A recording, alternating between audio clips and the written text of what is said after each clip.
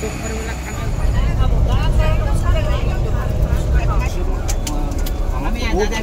দেখেছি।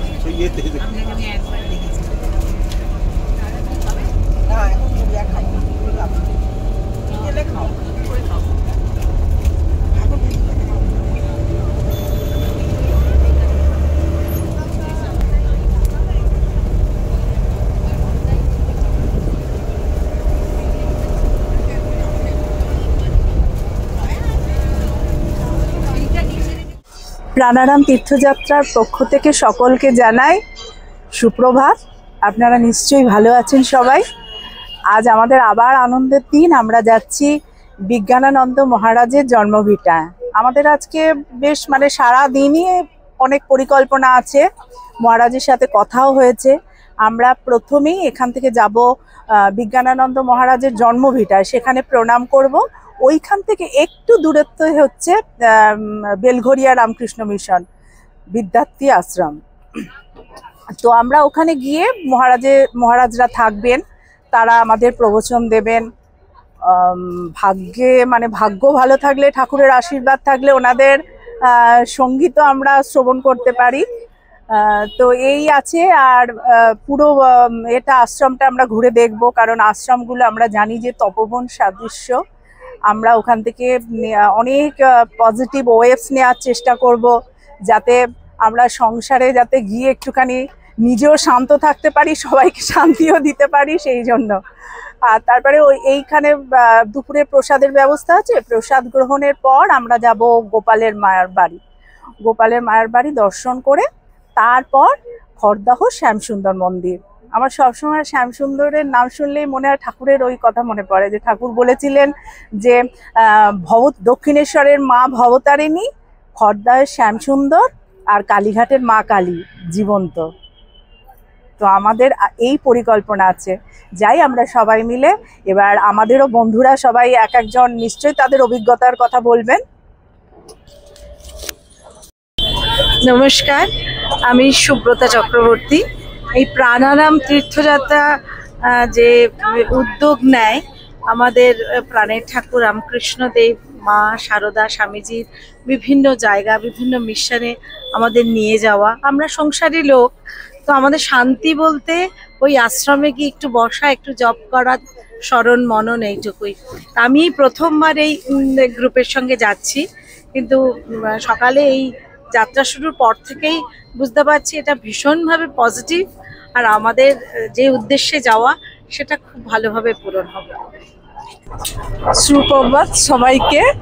আমি প্রাণারাম গ্রুপে নেই, কিন্তু প্রাণারামটা আমার আসে সবসময়, আমি পড়ি, দেখি, আমার খুব ভালো লাগে। আমার খুব ইচ্ছে যে কিভাবে যোগাযোগ করব, কিভাবে যাব, কিন্তু হঠাৎ করে আমি দুর্বাদির পোস্টটা দেখে আমি খুব খুশি হয়েছি। আমি সঙ্গে সঙ্গে ওনার সাথে যোগাযোগ করেছি, উনিও আমাকে খুব হেল্প করেছেন, বলেছেন খুব ভালো। তাই আমি এই প্রথম যাচ্ছি প্রাণারাম গ্রুপে। সবাইকে আমি থ্যাংক ইউ। আমি যাতে আরও যেতে পারি সেটাই আমি চাইছি। নমস্কার, আমি রীতা দে বলছি। আমি এই প্রথম প্রাণারামের সাথে যাত্রা করছি। তীর্থযাত্রার একটা ছিল, সেটা থেকে যোগাযোগ করে যাত্রা করছি। আমার ভীষণ আনন্দ লাগছে আর ভীষণ ভালো লাগছে, এবং সবাই সাথীরা ভীষণ সহযোগী, তারা খুব হেল্প করছে, খুব আনন্দ হচ্ছে। এখনো আমরা প্রায় কাছাকাছি এসে গেছি বিজ্ঞানানন্দ মহারাজের কাছাকাছি, আশ্রমের কাছাকাছি এসে গেছি। আজকে আমরা স্বামী বিজ্ঞানানন্দের পৈতৃক যে বাড়ি, যেখানে উনি যেখান থেকে উনি ঠাকুরের কাছে যেতেন। ওনার অ্যাকচুয়ালি জন্ম হয়েছিল উত্তরপ্রদেশে এটোয়ায়, কাশিধামেই উনি বাস করেছেন। এবারে জন্মস্থান হচ্ছে কাশী, কিন্তু জন্ম ভিটের ঠিক নয়, ওনার পৈতৃক বাড়ি। ওনার বাড়িতে আমরা যাচ্ছি। একটা সৌভাগ্যের দিন আমাদের, বিশেষ করে আমার, যেহেতু আমি এই মার্গের সঙ্গে যুক্ত বহুদিন ধরে।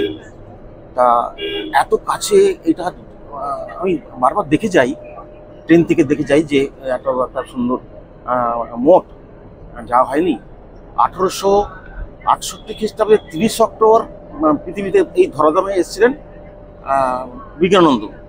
এবারে তার পুণ্যভূমিতে যেতে পারছি সেটা খুবই আনন্দের ব্যাপার। এবং আমরা বাসে আছি।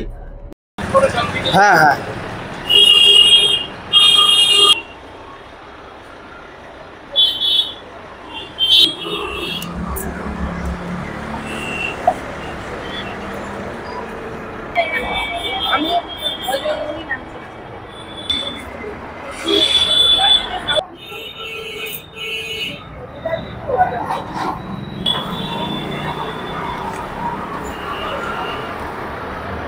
আর কজন আছে? ঠিক আছে, আস্তে আস্তে এগিয়ে যান।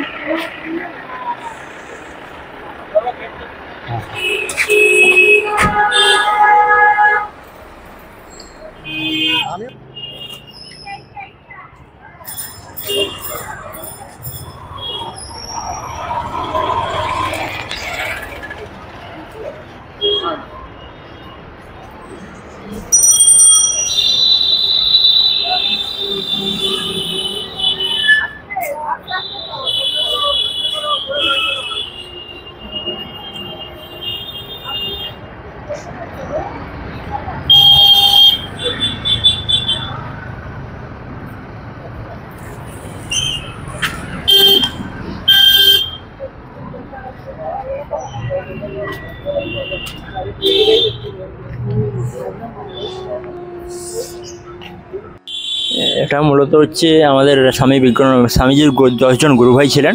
তার মধ্যে একজন হচ্ছেন স্বামী বিজ্ঞানানন্দ মহারাজ।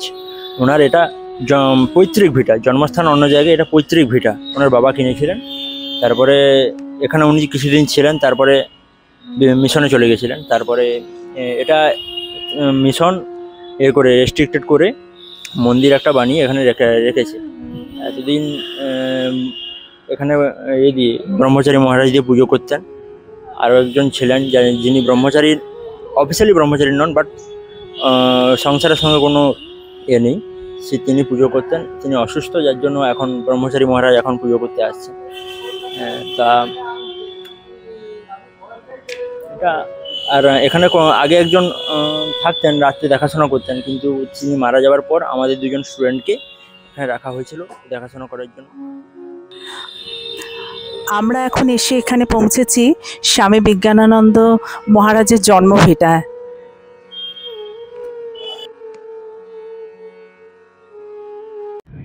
ঠাকুরের হরিপ্রসন্ন, স্বামীজির পেশন।